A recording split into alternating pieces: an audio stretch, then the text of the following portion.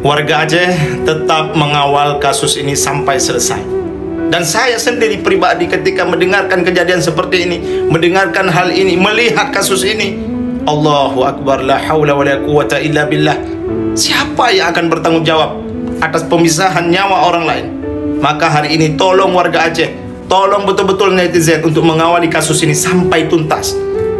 Karena ketika saya mendengarkan, terpukul hati saya, bahkan hati teman-teman semua. Kenapa? Allah Subhanahu wa taala mengatakan dalam Al-Qur'an, "Man qatala nafsan", barang siapa yang membunuh seseorang manusia bi khairi nafsi, bukan karena orang itu membunuh orang lain, au fasadin fil ardi, ataupun bukan karena membuat kerusakan di bumi ini sehingga mencelakakan orang lain, tidak dia, fa ka'annama qatala nafsa jami'an, seakan-akan dia telah membunuh seluruh manusia.